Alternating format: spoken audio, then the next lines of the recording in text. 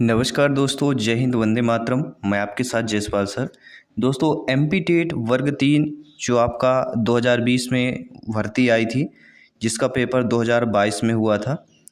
तो MP TET वर्ग 3 2022 का पेपर हम सॉल्व पेपर करेंगे। टोटल 150 क्वेश्चंस करेंगे। तो ध्यानपूर्वक आपको पूरा पेपर देखना है, किस प्रकार के प्रश्न पूछे गए हैं। और डे बाई डे डेली हम पेपर करेंगे, यानी फर्स्ट शिफ्ट सेकंड शिफ्ट से लेकर पूरे जितने भी पेपर हुए हैं सारे पेपर करने वाले हैं। तो एक बार सभी लोग जो है वीडियो को अंत तक बने रहें, समझें किस प्रकार से प्रश्न पूछा गया था, ताकि आगामी एग्जाम के लिए आपको बेहतर रास्ता मिल पाए, बेहतर एक एक्सपीरियंस मिल पाए। पहली बार विजिट कर रहे हैं शिक्षावर्ती चैनल को तो दिल से एक बार लाइक कर लीजिएगा। चलिए शुरुआत करते हैं पहले प्रश्न के साथ। इनमें से कौन सा शिक्षण का सिद्धांत नहीं है? स्वाभाविकता का, मूर्त से अमूर्त, निगमन से आगमन, सरल से कठिन की ओर, यह प्रश्न पूछा गया था। तो इनमें से कौन सा शिक्षण का सिद्धांत नहीं? देखिए, स्वाभाविकता का सिद्धांत है, मूर्त से अमूर्त का सिद्धांत है, सरल से कठिन। लेकिन निगमन से आगमन की ओर जो पीबी ने सही माना है वही आंसर बताएंगे। तो करेक्ट आंसर यहाँ पे निगमन से आगमन की ओर हो जाएगा।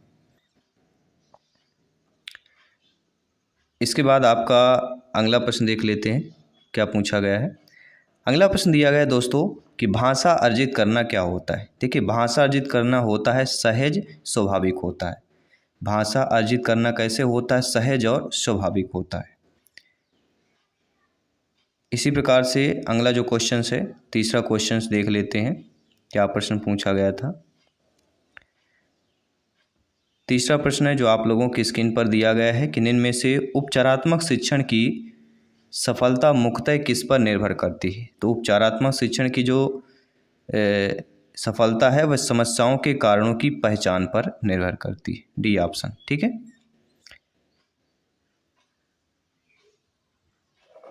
इसके बाद अगला प्रश्न है कि कहानी कथन के उद्देश्यों का कौन सा पक्ष शामिल नहीं होता है?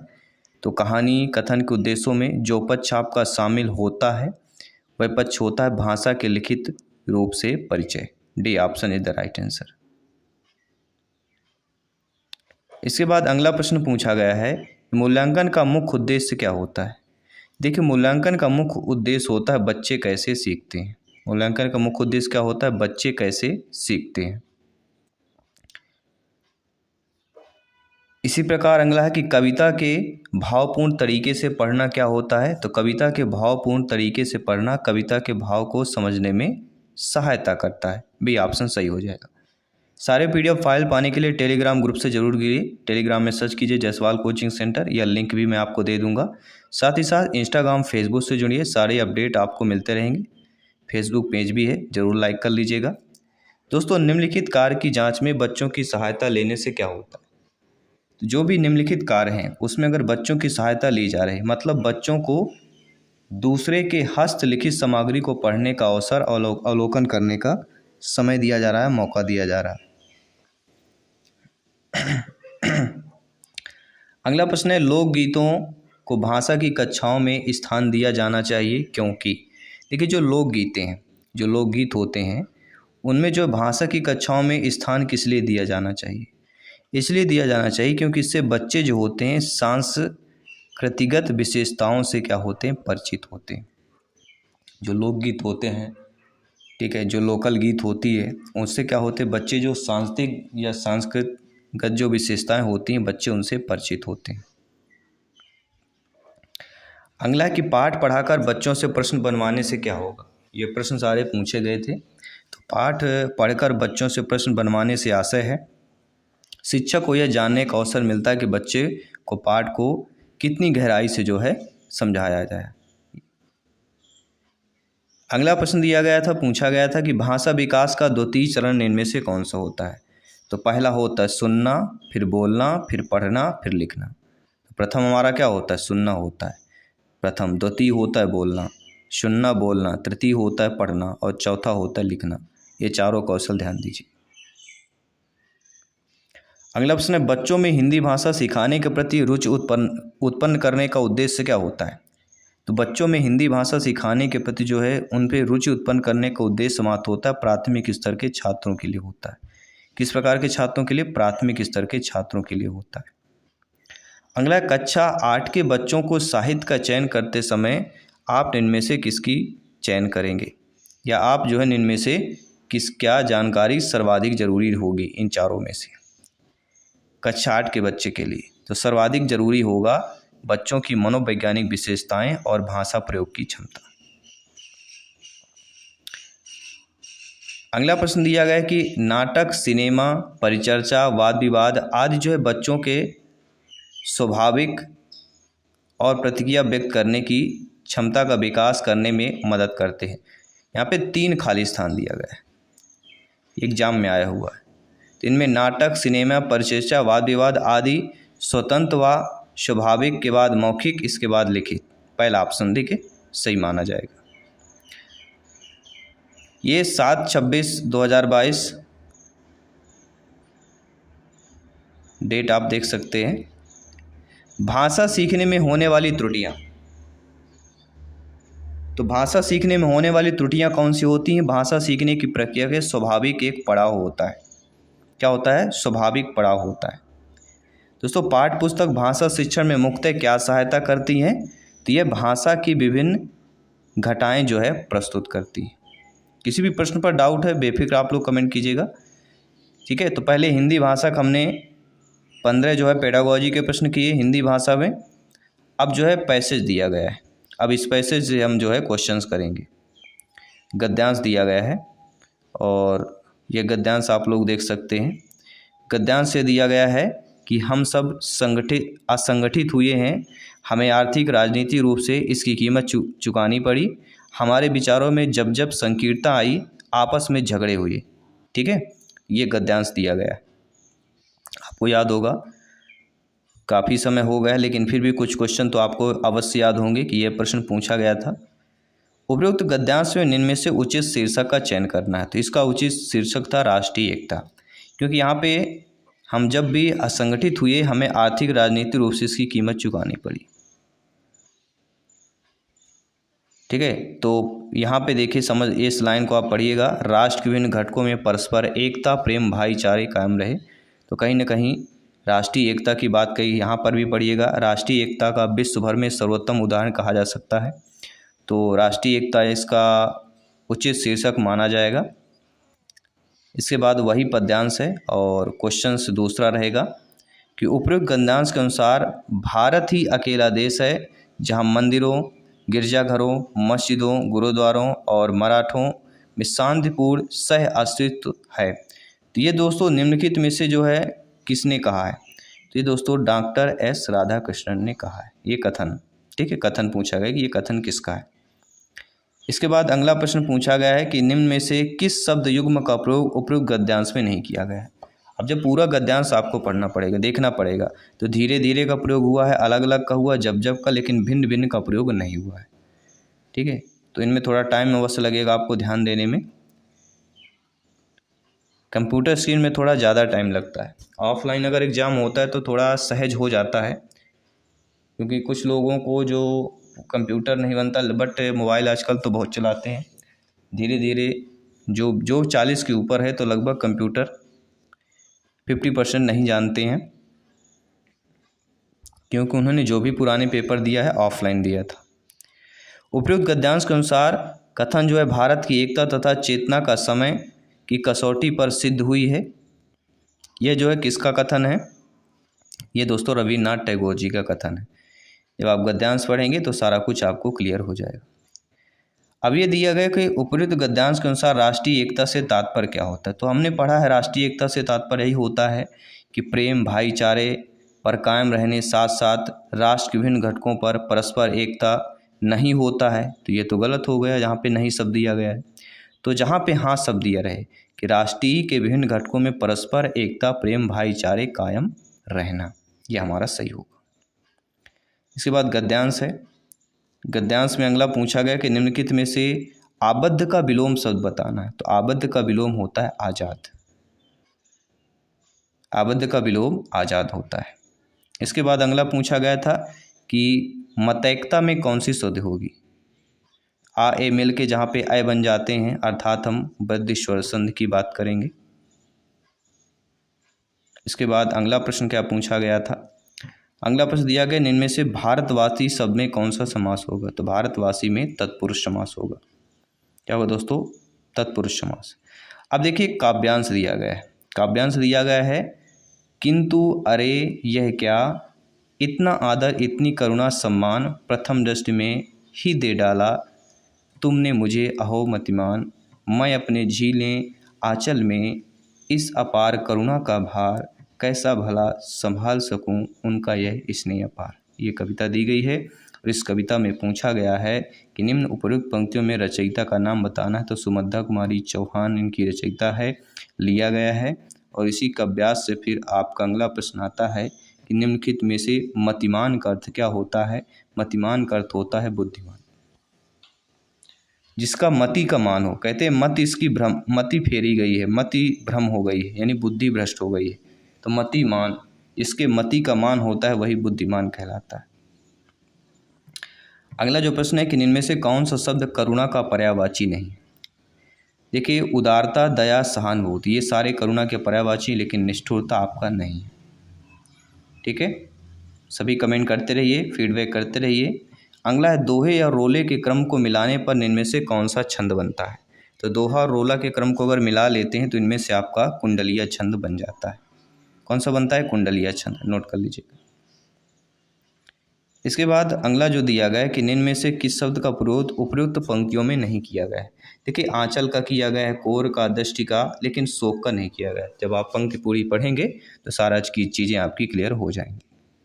इस प्रकार के प्रश्न पूछे गए। तो ज़्यादा देखिए पेडागोजी की इंपॉर्टेंट है, ग्रामर चेंज हो जाएगी, पैसेज चेंज होगा, लेकिन पेडागोजी इंपॉर्टेंट क्वेश्चन है। तो पेडागोजी पे ज़्यादा ध्यान देना आप लोगों को। निम्नलिखित में से किस शब्द में उपसर्ग का प्रयोग नहीं किया गया है? तो अवगुण में उपसर्ग है, निर्देश में, अनुप्रास में, लेकिन महानता में आपका उपसर्ग नहीं। ठीक है, केवल यहाँ पे प्रत्यय की बात करेंगे, उपसर्ग की नहीं है। और तीसवां प्रश्न हिंदी भाषा का। हिंदी भाषा का तीसवां प्रश्न है कि मुहावरा और का और हो जाने का अर्थ क्या होता है? और का और हो जाना। तो और का हो जाना मतलब पहले जैसा न रहना, बिल्कुल बदल हो जाना। भाई और का और हो जाना मतलब पहले जैसा न रहना और बदल भी जाना। ठीक है, हिंदी भाषा के बात करेंगे। इसके बाद अब मैथ्स की बारी आती है। योग का पता लगाएं और बताएं। योग दिया गया है 47/87, 77 और 77/87। इस योग का लगाना है और योग का राइट आंसर क्या होगा ये आपको बताना है। ठीक है, 47/87, 77/87 राइट आंसर क्या होगा सही बताइए। हमें पूछे गए थे, चलिए शुरुआत करेंगे। यहाँ पे देखिए पहला प्रश्न दिया गया है कि योग का पता लगाएं। तो बहुत ही सिंपल सा यहाँ पे हो जाएगा, क्योंकि बटे में दोनों 87 दिया गया है और 47 और 77 को प्लस कर लीजिए। ठीक है, तो 124/87 पहला वाला ऑप्शन यहाँ पे सही हो जाएगा। ठीक है, इसके बाद दूसरा प्रश्न हमारा यहाँ पे क्या दिया गया है आइए देख लेते हैं। दूसरा प्रश्न कह रहा है एक स्कूल में 360 छात्र हैं, जिनमें से 2/3 लड़कियां हैं, शेष लड़के हैं, जिनमें 3/4 लड़के खिलाड़ी हैं। तो यहाँ पे लड़कों की संख्या जो खिलाड़ी नहीं है वह बताना है। तो बहुत सा सिंपल सा प्रश्न यहाँ पे आपका सलूशन हो जाता है। जैसे लड़कियों की संख्या कैसे आएगी? 360 छात्र जिनमें 2/3 लड़कियां हैं। तो लड़कियों की संख्या कितनी हो गई? 360 गुणे 2/3, 2/3 कह रहा है ना, इसको काट लीजिए। 3, 3 एकम 3,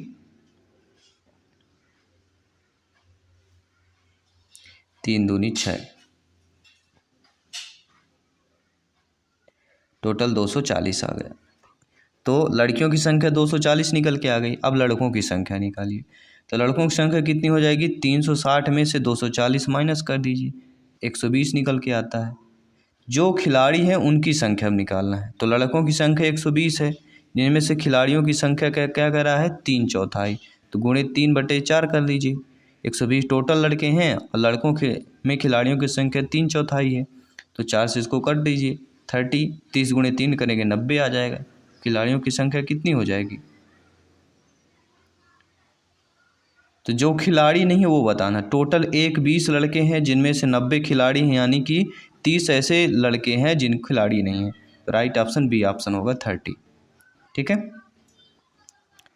इसके बाद अगला जो प्रश्न यहाँ पे दिया गया है, प्रश्न दिया गया है कि 80 का 40% क्या होगा। तो सिंपल सा बात है, 80 का 40% निकालना है तो 80 का 10% 8 हो जाएगा। 40 निकालना है तो 10% 8 है, तो 10 गुणे 4 करेंगे, इसी प्रकार 8 गुणे 4 कर दीजिए, तो 8 चौक 32 हो जाएगा। तो 80 का हमारा 40% कितना हो जाएगा, 32। किस ऑप्शन में दिया गया है, देखेंगे पहले ऑप्शन में 32 दिया गया है, पहले ही ऑप्शन में। ठीक है, तो पहले ही ऑप्शन यहाँ पे जो दिया गया है वह हमारा सही हो जाएगा। इसके बाद अगला जो प्रश्न दिया गया है कि 50 छात्रों की एक कक्षा में 40% लड़कियाँ, 50 टोटल छात्र हैं जिनमें से 40% है, तो 40/100 कर देंगे क्योंकि प्रतिशत में दिया गया। तो 0 0 0 0, 5 चौको 20 निकल के आ गया। ठीक है, तो लड़कियों की संख्या 20 हो गई। अब लड़कों की संख्या निकालना है, तो जब टोटल 50 है, 20 लड़कियां निकल आ गई, तो 30 हमारे लड़के हो जाएंगे। और ये पूछा जा रहा है कि लड़कों की संख्या ज्ञात कीजिए, तो 30 हो जाएगा। पहला ऑप्शन हो जाएगा कि लड़के 20, बॉयज 20 और लड़कियां 30। कितना हो जाएगा सभी लोग बताइए, 20 एंड 30 वाला कि 30 एंड 20 होगा, सभी लोग बताइए। देखिए ये चीज़ समझना बहुत जरूरी है, एग्जाम में हमेशा कंफ्यूज होता है। 50 छात्रों की एक कक्षा जिसमें 40% लड़कियाँ, ऐसा भी निकाल सकते हैं। 50 में का 10% 5 हो जाएगा, 40% करना है तो 5 चौको 20, तो 20 हमारी लड़कियाँ हो जाएंगी। ठीक है, लड़कों की संख्या और लड़कों की संख्या ज्ञात करना, तो लड़कियां हमारी 20 हो गई और लड़के हो गए 30। तो लड़कियां 20 बताई जा रही, तो लड़कियां 20 किस में दिया गया है, लड़के और लड़कियां, जो डी ऑप्शन दिया गया है। अब इसमें पीबी ने क्या माना है, बॉयज़ 20 गर्ल्स 30 माना है। अब आप लोग बताइए इनमें से क्या होगा। पीबी ने जो माना है वह बॉयज़ 20 गर्ल्स 30, लेकिन हमारा जो आंसर क्वेश्चन के अकॉर्डिंग निकल के आ रहा है, लड़के 30 बॉयज़ लड़कियां 20 निकल के आ रही हैं, जो प्रश्न कह रहा है। कक्षा 9 की अंतिम परीक्षा में 50 छात्र हैं, 10% छात्र अनुत्तीर्ण हैं। कक्षा 10 में कितने विद्यार्थी अनुत्तीर्ण हैं।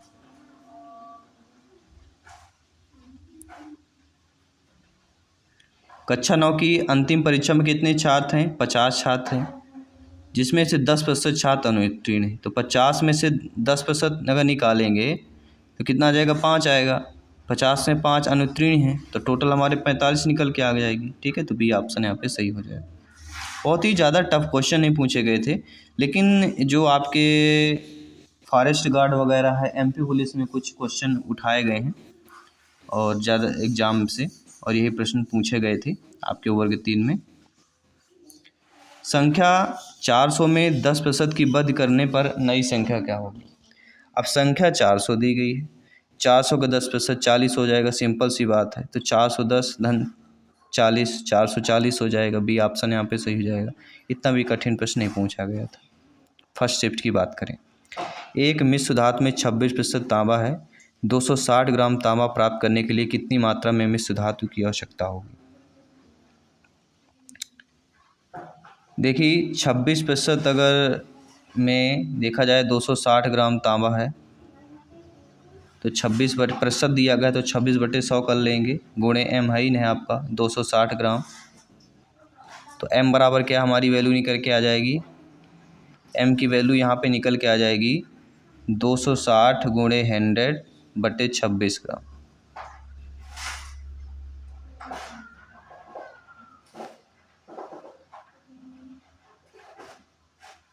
जब इसका हमारा गुणा किया जाएगा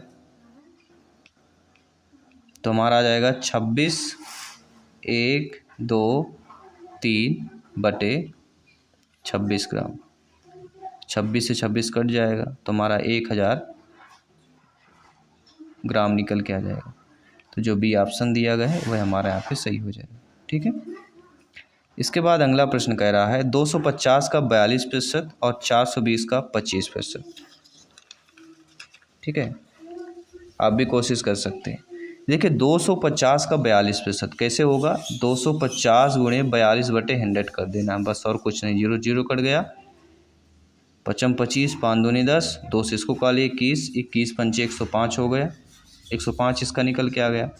अब 420 का 25% निकाल लीजिए, तो 420 गुणे 25/100 कर दीजिए, वही जीरो जीरो कट गया, 55 25 दुई वही 105 इसका भी आ जाएगा, 21 पंचे 105, 105 धन 105 बराबर 210। पहला ऑप्शन जो दिया गया वह सही हो जाएगा।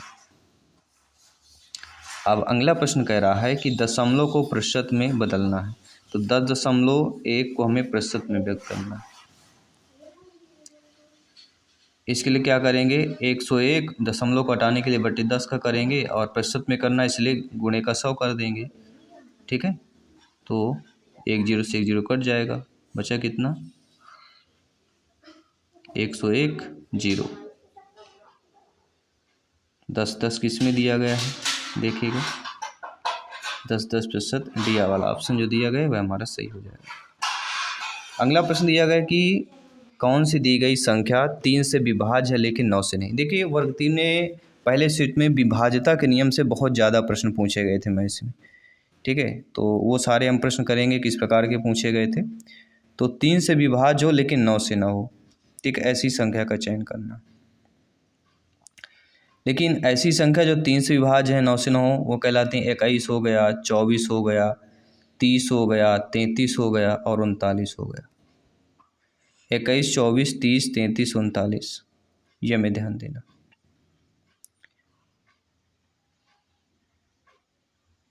अब ये संख्या में विभाज्यता का नियम पालन करना पड़ेगा, ठीक है। 3 से विभाज्य हो लेकिन 9 से ना हो, डी वाला ऑप्शन देखिए, 3 9 27, 3 7 21, 3 1 3, 3 से होगा लेकिन 9 से ना होगा। क्यों ना होगा, क्योंकि लास्ट में 3 है कि जी। 9 3 27, 9 2 18, 3 बचेगा, 33 नहीं होगा, 9 से विभाजित नहीं होगा, इसलिए डी ऑप्शन है जो 3 से विभाज्य होगा लेकिन 9 से नहीं होगा। इस प्रकार अगला प्रश्न पूछा गया था, वह संख्या चुनो जो एक साथ 3 5 2 से विभाज्य हो, तो वह संख्या हमारी सी वाले ऑप्शन है 83 12 40, ठीक है। इसके बाद जो अगली जो प्रश्न हमारा यहाँ पे विभाज्यता का पूछा गया था, वह यह पूछा गया था कि 13 से विभाज्य कौन सी संख्या होगी, तो 65 520 ये 13 से विभाज्य हो जाएगी, ठीक है। विभाज्यता वाले अब कोई टॉपिक किसी टॉपिक पे ज़्यादा कवर किया गया है, लेकिन 1-2 क्वेश्चन आ सकते हैं, और विभाज्यता आपका चैप्टर है, सिलेबस में दिया भी गया है। तो 8 से विभाज्यता वाला कौन सा होगा, जो 8 से विभाज्य हो।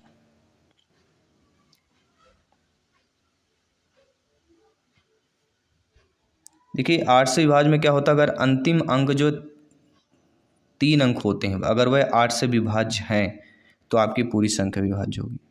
तो 8 एकम 8 और 8 5 40, विभाज्य है ना 840, तो अंतिम 3 अंक देखना है 8 की विभाज्यता में। इसके बाद है 18 से विभाज्य संख्या, तो पहला ऑप्शन सही हो जाएगा। अगर कोई संख्या 2 और 9 से विभाज्य होगी तो वह 18 से विभाज्य होगी, ठीक है। ये विभाज्यता का रूल्स है।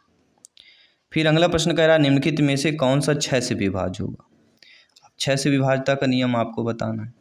तो 6 से यदि कोई भी संख्या 2 व 3 से विभाज्य है तो वह 6 से विभाज्य होगी, वह हमारा ऑप्शन है डी, 34 27 89 900। इसके बाद अगला दिया गया 13 से विभाज्य, तो 13 से विभाज्य हम बता ही चुके हैं आपको, 13 से विभाज्यता का नियम। 13 से विभाज्यता का नियम है आपका 39 26 13 जो लास्ट में है, तो ये हमारा विभाज्यता हो जाएगा। वैसे भी 13 दूनी 26, 13 कम 13, 13 3 39, ठीक है। ये पहाड़ा में ही आ रहा हमारे, ठीक है, सिंपल से है। तो कुछ चीज़ें थोड़ा दिमाग अपने से भी लगाना पड़ता है, रूल्स और ट्रिक पे ज़्यादा फोकस ना करके दिमाग पे ज़्यादा बैठाना पड़ता है। सबसे बड़ी भिन्न, तो भिन्न निकालने के लिए सभी को पता होगा, दशमलव में भाग करके दशमलव में व्यक्त कीजिए, जो संख्या दशमलव में बड़ी होगी वह आपकी सबसे बड़ी भिन्न कहला जाएगी। यहाँ पे जो हमारा 35/80 है जो डी ऑप्शन है सबसे बड़ी भिन्न होगी, तो दशमलव में सभी संख्याओं को कर लेना है। ठीक है, ये सिंपल सा रूल है। निम्नलिखित में से भिन्नों में से सबसे छोटी भिन्न है, तो ये भी दशमलव में करेंगे। सबसे छोटा जो भिन्न आएगा वह आएगा किसका, 4/50 का। ठीक है, कोई भी डाउट है कमेंट करिए। देखिए पीबी ने जो आंसर माना वही हम आंसर आपको बता रहे हैं, कोई भी गड़बड़ी हो तो कमेंट बॉक्स में अवश्य बताइए।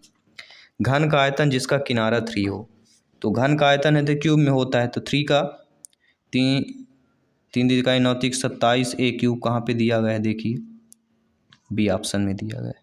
ठीक है, अब बोलेंगे डबल डबल क्यों दिए गए, क्योंकि हिंदी और इंग्लिश दोनों लैंग्वेज में, इसलिए डबल डबल ऑप्शन यहाँ पे आपको दिख रहे होंगे। एक नियमित पंचभुज का परिमाप दिया गया 1550 मीटर, इसकी प्रत्येक भुजा कितनी होगी। अब देखिए 1550 दिया गया है, अब पंचभुज है तो 1550/5 कर दीजिए, सिंपल सी बात है। 5×3=15, 5×1=5, 0, 310, पहला ऑप्शन सही हो जाएगा। बहुत ही सिंपल सा प्रश्न पूछा गया था, इतना भी कठिन था नहीं था जितने लोग समझ रहे थे, लेकिन आने वाले जो शिफ्ट में थे उनके ज़्यादा कठिन प्रश्न पूछे गए थे। अगला है, एक वर्ग का विकर्ण 1 सेंटीमीटर है, तो निम्नलिखित में से कौन सा वर्ग के क्षेत्रफल को दर्शाता है। अब देखिए ध्यानपूर्वक, 1 सेंटीमीटर वर्ग का विकर्ण है, तो a² + a+b होता है ना, गुणे और वर्ग, तो a और प्लस 1 और 1 कर देंगे तो 2 हो जाएगा, तो a²/2। a²/2 देखिए किस में दिया गया है, a²/2 सी ऑप्शन में दिया गया है। इसके बाद अगला प्रश्न कह रहा है, बहुत अच्छा प्रश्न है, 28 सेंटीमीटर त्रिज्या के एक वृत्ताकार तार को एक वर्ग बनाने के लिए मोड़ा जाता है, वर्ग के क्षेत्रफल का वृत्त के क्षेत्रफल से अनुपात निकालना है। थोड़ा क्वेश्चन बड़ा है, ठीक है, कैसे डायरेक्शन बता रहा हूँ, सॉल्व कीजिए। वृत्त का क्षेत्रफल πr² होता है, परिमाप होता है 2πr, वर्ग का परिमाप होता है 4 गुणे भुजा, और क्षेत्रफल क्या होता है, भुजा वर्ग, ये भुजा गुणे भुजा। हमें दोनों को समझ लीजिए, वर्ग और वृत्त का परिमाप समान होना चाहिए, यानी वर्ग का परिमाप 2πr, वर्ग और वृत्त का परिमाप, तो वृत्त का 2πr होता है और वर्ग का 4 गुणे भुजा होता है।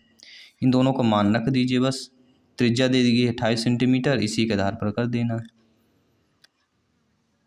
ठीक है, तो यहाँ पे हमारी भुजा की वैल्यू निकल के आएगी, भुजा की वैल्यू क्या निकल के आएगी, 44 सेंटीमीटर, जब इसको सॉल्व करेंगे। तो वृत्त का क्षेत्रफल होता है πr², ठीक है, तो 2464 वर्ग सेंटीमीटर आपका वृत्त का क्षेत्रफल निकल आएगा, और वर्ग का क्षेत्रफल कितना, 44 गुणे भुजा होता है, 44 गुणे 44 करेंगे 1936 आ जाएगा, तो 1936 अनुपाते 2464 करेंगे, यानी आपको जब दोनों सॉल्व कर लेंगे तो आएगा 11:14। ठीक है, जो कि डी ऑप्शन में ऑलरेडी दिया गया है। अगला जो प्रश्न कह रहा है, कक्षा 1 कक्षा 2 के गणित शिक्षण और अधिगम के लिए निम्नलिखित में से कौन सा सही दिया गया है। तो कक्षा 1 और 2 के गणित की अगर देखा जाए,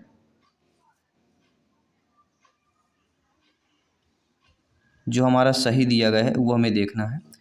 तो गणित में हमारा पेडागोजी के प्रश्न है, कक्षा 1 के बाद बात करें तो गणित का अन्य विषयों जैसे कि भाषा, कला इत्यादि के समाकलन किया जाना चाहिए। ये क्या होगा, जो प्रश्न हमारा किया कि कक्षा 1 और 2 में गणित और शिक्षण अधिगम के लिए कौन सा सही है, तो गणित शिक्षण के लिए हमारा है कि गणित का अन्य विषय जैसे भाषा होते, कला होते, इनमें क्या समाकलन किया जाए। ठीक है, समाकलन अवकलन पढ़ा होगा आपने, लेकिन वो मैथ्स की भाषा में है, ये हिंदी भाषा में है, पेडागोजी भाषा में। अगला, कक्षा में गणितीय मनोरंजनात्मक क्रियाकलाप तथा चुनौतीपूर्ण ज्यामितीय पहेलियाँ संबंधी क्रियाकलाप महत्वपूर्ण होती हैं। क्यों महत्वपूर्ण होती हैं, इसलिए महत्वपूर्ण होती हैं क्योंकि वे प्रत्येक शिक्षार्थी की स्थानिक व विश्लेषणात्मक योग्यता के संवर्धन में सहायक होती हैं। इसके बाद अगला प्रश्न है, यहाँ पे ध्यान दीजिए कि निम्नलिखित में से प्राइमरी कक्षाओं में, प्राइमरी मतलब 1 से लेकर 5 तक की कक्षा, रेखा गणित के अध्ययन का कौन सा भाग पढ़ाया जाता है, औपचारिक रेखा गणित या अनौपचारिक। यहाँ पे देखा जाए तो प्राइमरी कक्षा में केवल अनौपचारिक रेखा गणित पढ़ाया जाता है, only second, be all option सही।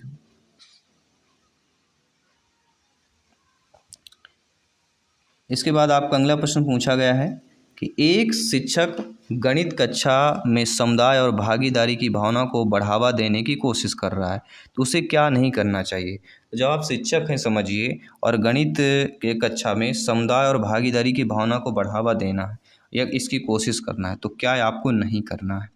तो आपको दोस्तों एक चीज़ नहीं करना है। क्या नहीं करना है, सभी लोग बताइए। देखिए, एक दूसरे के विचार के छात्रों को प्रोत्साहित करना पॉजिटिव है। कई स्तरों के साथ जुड़े कार्य प्रदान करना ये भी पॉजिटिव है। लेकिन शुरू करने के लिए प्रश्न को हल करने ही तो रणनीति प्रदान करना ये आपका नहीं होगा, क्योंकि हमारा प्रश्न क्या कह रहा है कि एक शिक्षक गणित कक्षा में समुदाय और भागीदारी की भावना को बढ़ाने की कोशिश कर रहा है। तो समुदाय और भागीदारी को बढ़ाने के लिए शुरू करने के लिए प्रश्न को हल करने की रणनीति आप नहीं बताएंगे, क्योंकि समुदाय और ग्रुप में जब एक दूसरे से हेल्प करके वो हल करेंगे तो वो एक अलग हो जाएगा। कोशिश इसकी की जा रही, तो आप जो हल करने की रणनीति आपको प्रदान नहीं करना है, इसलिए नेगेटिव ऑप्शन में गिना जाएगा। अगला है गणित पाठ्यक्रम के लिए छात्रों में रुचि प्रेरणा की कमी खाली स्थान को छोड़कर नीचे दिए गए कारणों के एक परिणाम क्या होगा। तो वह परिणाम आपका क्या हो जाएगा, सभी लोग बताइएगा।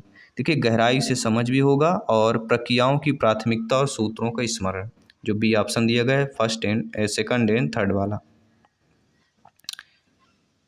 कि सेकंड वाला होगा, सभी लोग बताइए। इनमें देखिए डबल ऑप्शन दे दिया जाता है तो कन्फ्यूजन ज़्यादा होता है।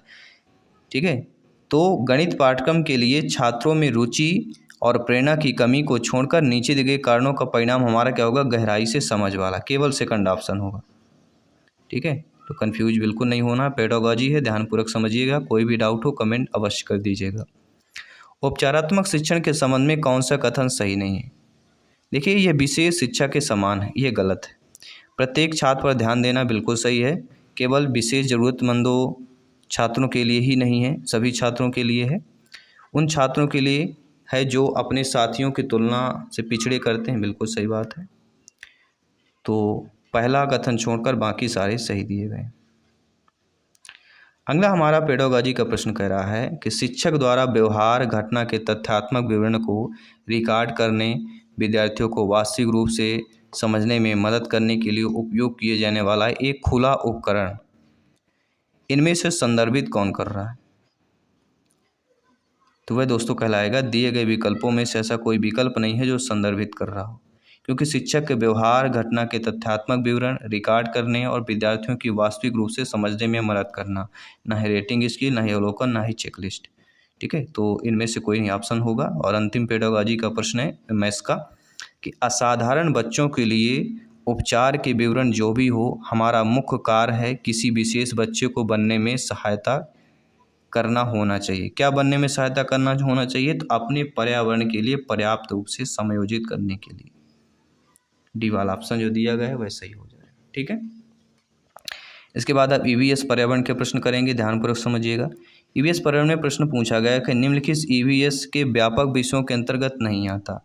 देखिए, ईवीएस में परिवार रिश्तेदार आते हैं, आश्रय आता है, चीज़ें हम जो बनाते हैं वो आता है, लेकिन पौधे आपके जो व्यापक विषय है उसके अकॉर्डिंग देखा जाए तो प्लांट्स पौधे पीवी ने माना है। इसके बाद अगला जो प्रश्न है कि पर्यावरण अध्ययन को परिभाषित किया जा सकता है। तो पर्यावरण अध्ययन को एक बहुविषयक शैक्षिक क्षेत्र में जो पर्यावरण के साथ मनुष्य के साथ संबंध का व्यवस्थित रूप से अध्ययन करता है, यह परिभाषित किया जा सकता है।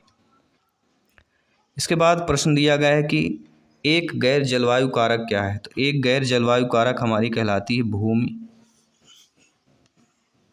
क्या कहलाती है, भूमि अवक्रमण।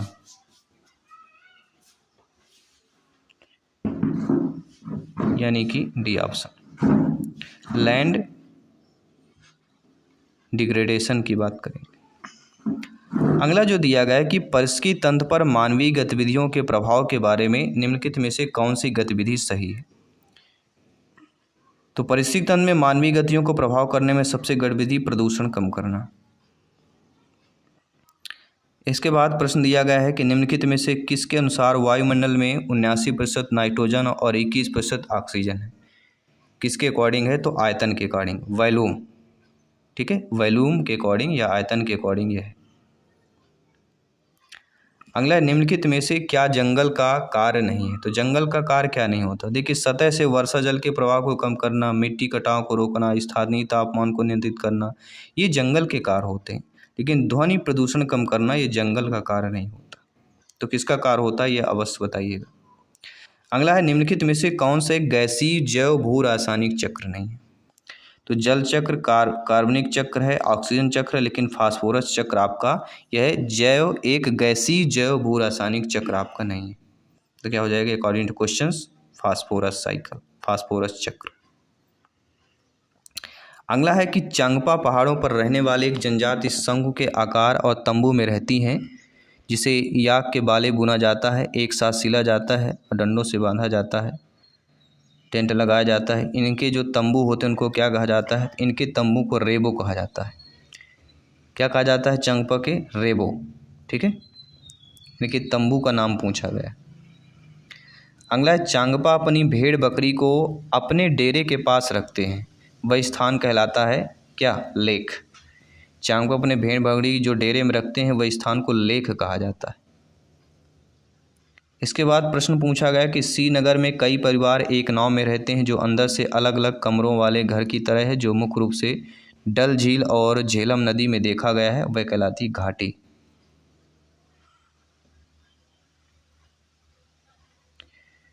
इसके बाद अगला प्रश्न यहाँ पे दिया गया कि कोई भी स्थान जिसके लिए ऐतिहासिक और स्थापत्य संस्कृति के संरक्षण की आवश्यकता होती है वह क्या कहलाता है? तो वह कहलाता है विरासत परिसर। ऐतिहासिक और स्थापत्य संस्कृति के संरक्षण की आवश्यकता होती है वह कहलाता है विरासत परिसर। अगला कि विरासत के प्रति जागरूकता के संबंध में INTACH का पूर्ण रूप क्या होता है? इसका पूर्ण रूप होता है Indian national trust for art and cultural heritage, कला और संस्कृति विरासत के लिए भारतीय राष्ट्रीय न्यास। अगला प्रश्न यहाँ पे पूछा गया था कि भारत सरकार ने ग्रामीण लोगों के जीवन की गुणवत्ता को सुधार लाने और महिलाओं को गोपनीयता और सम्मान प्रदान करने के लिए उद्देश्य कौन सा कार्यक्रम और कब शुरू किया गया था? तो वह कार्यक्रम 1986 में केंद्रीय ग्रामीण स्वच्छता कार्यक्रम CRSP इन 1986।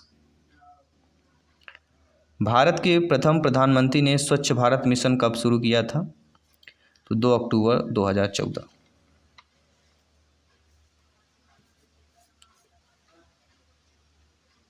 इसके बाद अगला प्रश्न है, भारत सरकार द्वारा इनकोस्पार की स्थापना किस वर्ष की गई? तो इनकोस्पार की स्थापना की गई थी 1962 में।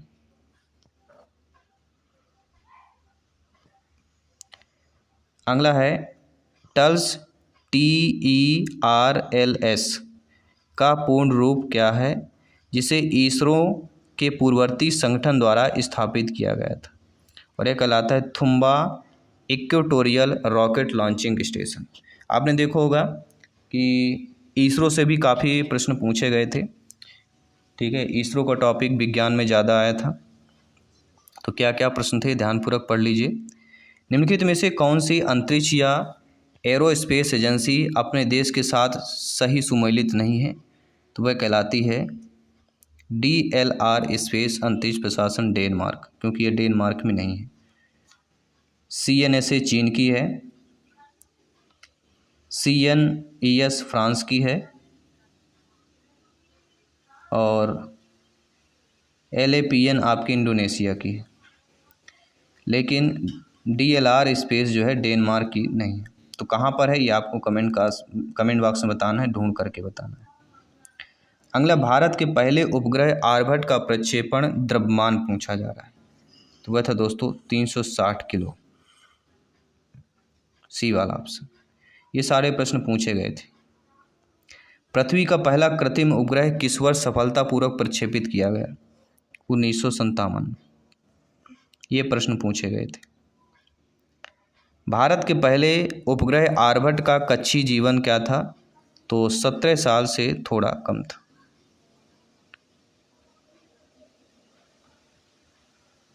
अगला प्रश्न है, SLV-3 या SLV-3 सैटेलाइट लॉन्च व्हीकल 3 को किस वर्ष सफलतापूर्वक प्रक्षेपित किया गया? तो 1980 में किया गया था।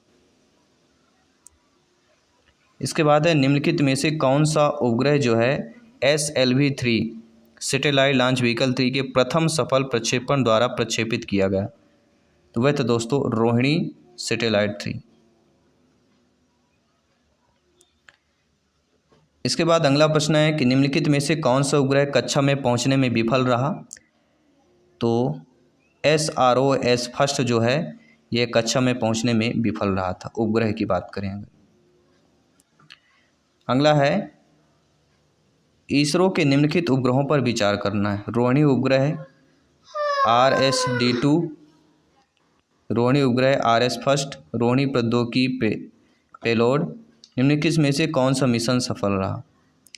तो रोहिणी उपग्रह RS-D2 और रोहिणी उपग्रह RS-1 ये सफल रहे, लेकिन रोहिणी प्रौद्योगिकी पेलोड ये आपका सफल नहीं रहा। तो ओनली 1 and 2 यानी पहला ऑप्शन जो दिया गया है वह सही हो जाएगा। अगला दिया गया कि इसरो के निम्नलिखित से अंतरिक्ष यान पर विचार करना है। चंद्रयान फर्स्ट और मार्स ऑर्बिटर स्पेस क्राफ्ट, इनमें से कौन सा सही होगा? इनमें से आपके दोनों सही, चंद्रयान फर्स्ट भी है, मार्स ऑर्बिटर स्काफ, ये दोनों जो है अंतरिक्ष यान पे। यहाँ पे पूछा गया है कि उपरोक्त में से किसे PSLV यानी कि पोलर सैटेलाइट लॉन्च व्हीकल या ध्रुवीय उपग्रह प्रमोचक रॉकेट का उपयोग करके लॉन्च किया गया? तो दोनों को किया गया था। ठीक है। अगला निम्नलिखित में से कौन सा new space India limited NSIL का कार्य है? तो इनका कार्य यहाँ पे पूछा जा रहा है। तो इनका कार्य दोस्तों क्या होता है? इनका कार्य होता है उपग्रह या सैटेलाइट बनाना होता है, ग्राहकों से संबंधित उपग्रहों के लिए लॉन्चिंग सेवाएं प्रदान करना होता है और भारतीय उद्योगों के माध्यम से उपग्रह निर्माण को सुगम बनाना। ये तीनों जो है new space India limited NSIL ये तीनों कार्य करता है, अर्थात 1 2 3 डी ऑप्शन का यहाँ पे चयन कर लेना। नो डाउट सारी चीज़ें क्लियर हो चुकी हैं। आइए बात करते हैं अगले प्रश्न की। अगला, छोटे समूह में परिचर्चा के दौरान शिक्षा को क्या सुरक्षित रखना चाहिए? EBS पेडागोजी का प्रश्न है। तो छोटे समूह में परिचर्चा के दौरान शिक्षक को क्या सुनिश्चित करना चाहिए? तो शिक्षक को यह सुनिश्चित कर लेना चाहिए कि हर चर्चा में लक्ष्योन्मुखी होना चाहिए, कुछ न कुछ लक्ष्य होना चाहिए, टारगेट होना चाहिए। चर्चा में सक्रिय रूप से भाग लेने के लिए बच्चों के पास विषय के बारे में पर्याप्त जानकारी होना चाहिए। किसी भी दृष्टिकोण या मत का अनादर या उपहास नहीं होना चाहिए। तो तीनों बातें जो हैं शिक्षक को सुनिश्चित कर लेना चाहिए छोटे समूह में चर्चा के दौरान। अगला जो प्रश्न है कि कई छात्र छोटे परिचर्चा का आनंद लेते हैं क्यों? छोटे परिचर्चा जो होती है कई छात्र उसका आनंद ले लेते हैं, इसका रीज़न हमें बताना है। देखिए, कई छात्र आनंद इसलिए लेते हैं क्योंकि यह सहकर्मी आधारित संचार होता है, इसमें अंतःक्रियाएं होती हैं, यह शिक्षार्थी की सक्रिय भागीदारी को प्रोत्साहित करता है। तो तीनों बातें सही है। ठीक है, तीनों चीज़ें तीनों प्रकार से बच्चे आनंद लेते हैं। कौशल जो छात्र छोटे परिचर्चा के माध्यम से विकसित करते हैं तो वह आपका विश्लेषणात्मक संचार दोनों होगा, अर्थात C ऑप्शन होगा, 1 और 2 दोनों। अगला है निम्नलिखित में से कौन सा EBS शिक्षण अधिगम की अवलोकन पद्धति का लाभ नहीं? देखिए दोस्तों, छात्रों को यह संतुष्ट करता है जो शिक्षण अधिगम की अवलोकन पद्धति होती है। लेखन कौशल, देखिए अवलोकन पद्धति जो होती है वह लेखन को संतुष्ट नहीं करती, लेखक को कौशल को विकसित नहीं करती, इसलिए यह लाभ नहीं होगा। According to question B option सही होगा। तो छात्रों को यह संतुष्ट करती है, छात्रों की जिज्ञासा को विकसित करती है और बच्चों को उनके पर्यावरण का पता लगाने के लिए भी प्रोत्साहित करती है। ठीक है, तो मैथ्स के हमारे क्वेश्चन कंप्लीट हुए। तो 3 सब्जेक्ट हमारे के बाल विकास CDB के करेंगे। तो यहाँ पे प्रश्न यहाँ पे पूछा गया था कि स्थूल क्रियात्मक कौशल क्या होता है? तो इस जो स्थूल क्रियात्मक कौशल इनमें से जिसमें लिखना, चित्रकारी, चलना और D ऑप्शन दिया गया था यहाँ पे पकड़ना। तो स्थूल क्रियात्मक कौशल जो हो जाता है वह हमारा होता है वॉकिंग, अर्थात चलना। चलना एक क्या हो जाता है हमारा स्थूल क्रियात्मक कौशल हो जाता है। तो सी ऑप्शन जो दिया गया है वह हमारा यहाँ पे सही हो जाता है। इसी के साथ अगला प्रश्न पूछा गया था कि विकास में निश्चित क्रम पाया जाता है। तो विकास में निश्चित क्रम किस में पाया जाता है? सिर से पांव तक। विकास का जो निश्चित क्रम क्या होता है? सिर से पांव तक होता है। पहले सिर का विकास होता है, फिर लास्ट में यानी सिर का जो विकास होता है वह सिर से पांव तक होता है। ठीक है, फ्रॉम हेड टू लेग्स। इसके बाद अगला प्रश्न पूछा गया था कि विकास के निर्धारक तत्व क्या होते हैं। जी हाँ साथियों, विकास के जो निर्धारक तत्व होते हैं वह होता है आपका परिपक्वता एवं सीखना। जी हाँ, विकास के निर्धारक जो तत्व होते हैं परिपक्वता एवं सीखना होता है। इसके बाद बाल विकास का CDP का अगला प्रश्न पूछा गया था कि दौड़ना एवं चढ़ना निम्नलिखित किससे संबंधित होता है। जी हाँ दोस्तों, कोई भी बालक जो है दौड़ या चढ़ रहा है तो वह किससे संबंधित हो जाएगा? वह पाँव के क्रियात्मक कौशल, मोटर डेवलपमेंट ऑफ लेग से संबंधित हो जाएगा। आपने पढ़ा भी होगा जीन पियाजे जिससे संबंधित। अगला है वृद्धि एवं विकास एक दूसरे से क्या होते हैं। तो वृद्धि और विकास जो होते हैं वह एक दूसरे से क्या होते हैं? अंतर संबंधित और आत्मनिर्भर होते हैं। वृद्धि और विकास एक दूसरे से अंतर संबंधित और आत्मनिर्भर होते हैं। अगला प्रश्न पूछा गया था कि जो आपका भ्रूण है, भ्रूण किसकी सहायता से माँ के शरीर से जुड़ा रहता है? भ्रूण यानी बच्चा जो होता है किसकी सहायता के माँ के शरीर से जुड़ा होता है? तो नाभ या नाल।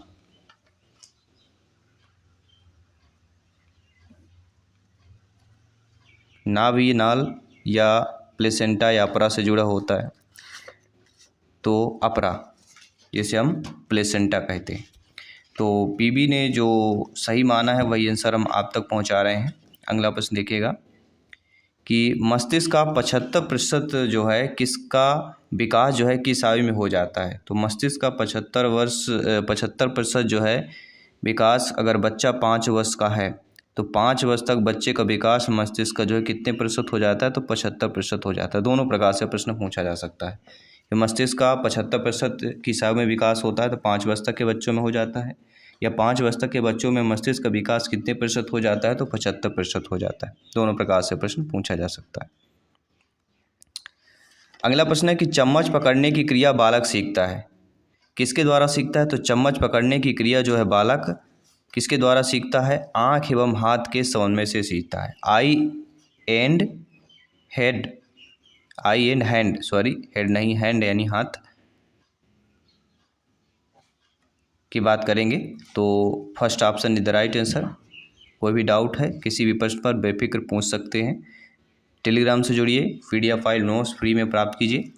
विकास की गति एक व्यक्ति से दूसरे व्यक्ति में भिन्न होती है, परंतु प्रतिरूप का यह अनुसरण करते हैं। किस प्रतिरूप का अनुसरण करते हैं? अनुक्रमिक एवं व्यवस्थित।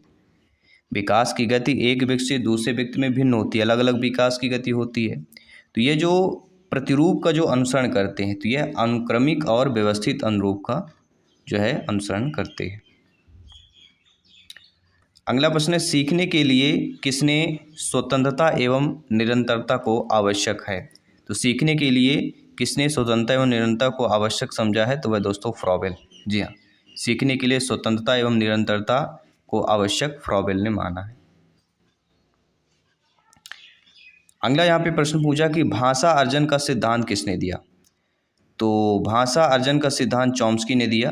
First option is the right answer. ठीक है, चॉम्स्की की बात करेंगे।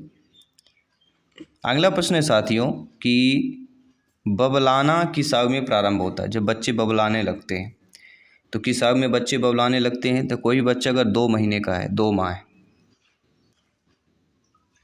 2 माह का बच्चा जो है बबलाना शुरू कर देता है, अर्थात 2 months. First option is the right answer. अगला है बबलाने की क्रिया में प्रथम कौन सा होता है? तो बबलाने की प्रथम क्रिया में जो होता है वह स्वर आता है। कोई बच्चा अगर बबलाएगा तो वह स्वर के माध्यम से ही बबलाएगा। आ ई उ ए, ठीक है, ये हमारे स्वर होते हैं, आ से लेके आह तक। अगला एक विद्यार्थी अधिगम पर उसकी आर्थिक स्थिति का किस प्रकार प्रभाव पड़ता है? देखिए उसके अधिगम यानी सीखने पर, तो सीखने पर जो है आर्थिक स्थिति किस प्रकार का प्रभाव पड़ता है। तो आर्थिक स्थिति प्रभाव नहीं पड़ता, अगर किसी को सीखना है तो सीखने पर नहीं पड़ता, लेकिन सीखने के जो संसाधन है संसाधन पर पड़ सकता है। जो आर्थिक व्यक्ति कमज़ोर है संसाधन कम मिल सकते हैं, जो आर्थिक मजबूत है संसाधन अधिक मिल सकते हैं, लेकिन सीखने पर कोई प्रभाव नहीं पड़ता है। अगला प्रश्न देखिएगा, क्योंकि सभी के लिए 1 + 1 = 2 होता है, 2 - 1 = 1 होता है, सभी के लिए समान है। अगला जो प्रश्न है, इनमें से कौन सा विकल्प जो है उपलब्धि में व्यक्तिगत भिन्नता का प्रतीक नहीं है। देखिए उपलब्धि में जो है पूर्व अनुभव में भिन्नता होना, यह उपलब्धि व्यक्तिगत भिन्नता का प्रतीक हो सकता है। लिंग में विभिन्नता ये आपका नहीं हो सकता, इसलिए करेंट क्वेश्चन सही होगा। यही तो प्रश्न पूछा जा रहा है कि कौन सा विकल्प उपलब्धि में व्यक्तिगत भिन्नता का प्रतीक नहीं है, लिंग में भिन्नता यह प्रतीक नहीं है। बाकी रुचियों में भिन्नता, पूर्व निर्देशन में भिन्नता हो सकती है, पूर्व अनुभव में भिन्नता हो सकती है, लेकिन लिंग में विभिन्नता नहीं हो सकती। अगला प्रश्न देखिएगा, सीखने की प्रक्रिया में विद्यार्थी द्वारा की गई त्रुटियों के संबंध में कौन सा कथन जो है सर्वोत्तम होता है। तो सीखने की प्रक्रिया में विद्यार्थियों द्वारा जो त्रुटि की जाती है उसके संबंध में जो कथन सर्वोत्तम होता है कि त्रुटियां अधिगम प्रकार का एक भाग है, एक हिस्सा है। Mistake are part of learning process. ठीक है, गलती करेंगे तभी हम सीखेंगे। एक बालक के व्यक्तित्व के मापन की सर्वाधिक व्यक्तिपरक विधि क्या होती है, कौन सी होगी, ये क्या होगी, सभी लोग बताइए। देखिए एक बालक के व्यक्तित्व मापन की सर्वाधिक व्यक्तिपरक विधि, तो व्यक्तिपरक विधि कौन सी हो जाती है, वो हमारी साक्षात्कार विधि हो जाती है। कौन सी होगी, साक्षात्कार विधि के बारे में। अगला, निम्न में से व्यक्तित्व मापन की प्रक्षेपी विधि कौन सी है, ये अब कई बार हम बता चुके हैं। तो प्रक्षेपी विधियां ना तो आपके निर्धारण मापनी है, ना ही अवलोकन है, ना ही साक्षात्कार है। तो प्रक्षेपी विधि हमारी कहलाती है प्रासंगिक अंतर्बोध परीक्षण, आपने पढ़ा होगा। ठीक है, चलिए बात करते हैं अगले प्रश्न की। दोस्तों निम्नलिखित में से कौन सा कारक पर्यावरण या परिवेश से संबंधित नहीं है। देखिए साथियों का समूह, समुदाय, परिवार, ये पर्यावरण या परिवेश से संबंधित है, लेकिन जो भावनाएं होती हैं ये पर्यावरण परिवेश से संबंध नहीं होता। जो इमोशंस होते हैं ये पर्यावरण परिवेश से संबंधित नहीं होता। इसके बाद अगला प्रश्न है बाल विकास CDP का, कि बच्चों के सीखने के तंत्र को समझना महत्वपूर्ण है, जिससे कि देखिए बच्चों के सीखने के तंत्र में समझना इसलिए महत्वपूर्ण होता है जिससे उन्हें क्या है, नई संकल्पनाएं सिखाई जा सके। Teach them new concept.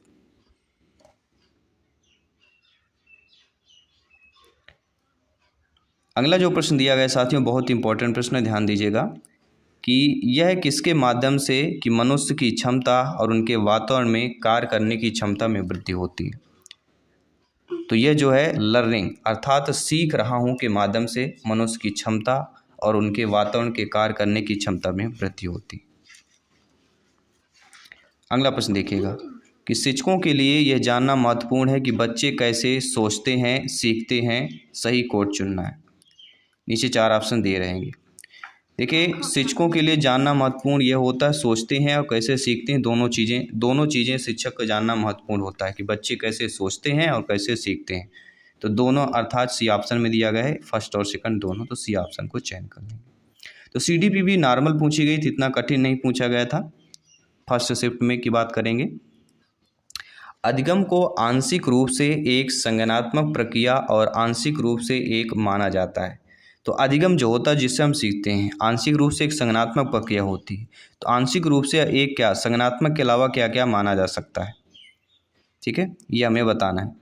ठीक है, तो संज्ञानात्मक के अलावा क्या क्या माना जा सकता है, वह माना जा सकता है सामाजिक और स्नेही। क्या माना सकता है, सामाजिक और स्नेही माना जा सकता है। अगला जो प्रश्न है बहुत इंपॉर्टेंट है, ध्यान दीजिएगा। सीखना एक संज्ञानात्मक प्रक्रिया के रूप में योग्य है क्योंकि इसमें निम्नलिखित शामिल होता है। देखिए सीखना एक संज्ञानात्मक प्रक्रिया का रूप है, प्रक्रिया रूप का एक योग्य पूछा जा रहा है क्योंकि इसमें शामिल होता है, क्योंकि इसमें जो है रीजनिंग अर्थात विचार, परसेप्शन अर्थात धारणा, एंड एनालिसिस अर्थात विश्लेषण। तो सीखना एक संज्ञानात्मक प्रक्रिया के रूप में इसलिए योग्य होता है क्योंकि इसमें क्या क्या शामिल होता है, विचार, धारणा और विश्लेषण, ये तीनों शामिल होते हैं। अगला जो प्रश्न है कि निम्नलिखित में से कौन सा कथन सही नहीं है। अध्यापन और अधिगम के अलग अलग अर्थ होते हैं, बिल्कुल सही बात है। अध्यापन और अधिगम एक दूसरे से संबंधित है, ये भी सही बात है। अध्यापन अधिगम का कोई अलग अर्थ नहीं होता, यह गलत है, क्योंकि दोनों जब सही हैं तो तीसरा कह रहा है होता नहीं है, तो ये तो गलत हो जाएगा। तो तीसरा कथन हमारा सही नहीं दिया गया, बाकी सही दिए गए हैं कि अध्यापन अधिगम की प्रक्रिया अध्यापन और अधिगम दोनों में भिन्न होता है। तो भिन्न और अलग अलग तो ये चीज़ें दी गई हैं, लेकिन तीसरा कह रहा है कि एक दूसरे जो है आपका अध्यापन अधिगम का कोई अर्थ ही नहीं है, अलग अलग नहीं है, तो ये गलत हो जाएगा। बाकी सारे आपके सही दिए गए हैं। अध्यापन अर्थात टीचिंग का संबंध किससे होता है? तो अध्यापन अर्थात टीचिंग का संबंध होता है अध्ययन अर्थात रीडिंग से। किससे होता है? अध्ययन अर्थात रीडिंग से। फर्स्ट ऑप्शन सही हो जाएगा।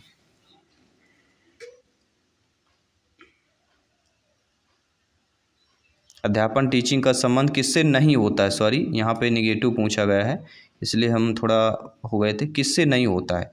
देखिए अध्ययन से होता है, अध्ययन के साथ साथ लिखने से भी होता है और अंकगणित से होता है। इन तीनों से जो है अध्यापन टीचिंग का संबंध होता है, लेकिन जिम्मेदारी से संबंध अध्यापन और टीचिंग का नहीं होता है, इसलिए कारण क्वेश्चन डी होगा। ठीक है, निगेटिव दिया गया था। ऐसे एग्जाम में भी अक्सर हम जल्दबाजी कर देते हैं, जिससे निगेटिव और पॉजिटिव समझ नहीं पाते हैं, सीधे ऑप्शन देखते हैं और कलेक्ट करके नेक्स्ट क्वेश्चन पर चले जाते हैं। तो ऐसी गलती नहीं करना है, यही हमें सीख लेना है। अधिकार और दायित्व तो इसमें शामिल होते हैं, शिक्षा में, अध्यापन में। देखिए अधिकार और दायित्व दोनों चीज़ों की बात करें तो ये एजुकेशन में शामिल होता है, शिक्षा में, अर्थात ओनली फर्स्ट। ठीक है, इसके बाद बहुत ही अच्छा प्रश्न यहाँ पे पूछा गया था साथियों कि अधिगम और सोचना पर किसकी प्रक्रियाएं होती हैं, आपेक्षिक की या प्रासंगिक की या दोनों की। देखिए अधिगम और सोचनों की बात करें, आपेक्षिक और प्रासंगिक, इन दोनों की हम बात करेंगे। ठीक है, दोनों वाला ऑप्शन सही हो जाएगा। अगला जो प्रश्न दिया गया है कि निम्नलिखित में से कौन से सीखने की प्रक्रिया में सक्रिय भागीदारी होता है, शिक्षक या विद्यार्थी? तो दिए गए हैं। तो सीखने की प्रक्रिया में जो भागीदारी होता है शिक्षक विद्यार्थी दोनों की होती है। कहते हैं कोई भी चीज़ अगर लेना हो तो लेने वाले की भी गरज है और देने वाले की भी गरज है, अर्थात सीखने सिखाने दोनों की बात करेंगे। प्रभावी शिक्षण क्या होगा, सहयोगी या विचारोत्तेजक? देखिए प्रभावी जो शिक्षण होगा, शिक्षण कार्य होगा, आप सभी लोग भावी अध्यापक अध्यापिकाएं हैं, शिक्षक बंधु हैं, जसपाल सर आप सभी का अभिनंदन स्वागत कर रहे हैं। तो ये बताइए कि प्रभावी शिक्षण क्या होगा, सहयोगी होगा या विचारोत्तेजक होगा? विचार में उत्तेजक होना चाहिए। तो दोनों चीज़ें हैं, अगर प्रभावी शिक्षण है तो ये सहयोगी भी होना चाहिए, विचार उत्तेजक भी होना चाहिए। तो सी ऑप्शन को चयन करेंगे, फर्स्ट सेकंड दोनों जो सही दिया गया है। ठीक है, तो CDP को हमने कंप्लीट किया। अब जो अगले पार्ट है, अगले डे में पूछा गया था, सेकंड शिफ्ट में जो पूछा गया था अगला हम करेंगे। तो चैनल पे बने रहें, क्लासेज आपकी होती रहेगी, प्रीवियस सारे क्वेश्चंस करेंगे, बहुत सारे क्वेश्चंस है और ये सारे क्वेश्चन आपने समझ लिया तो आने वाले एग्जाम्स के लिए बहुत ही इम्पोर्टेंट है आपके लिए। सभी मित्रों को जय हिंद, वंदे मातरम। मिलता हूँ आपके अगले NSS वीडियो पर, अगले प्रीवियस पेपर पर, अगली क्लास पर। धन्यवाद सभी।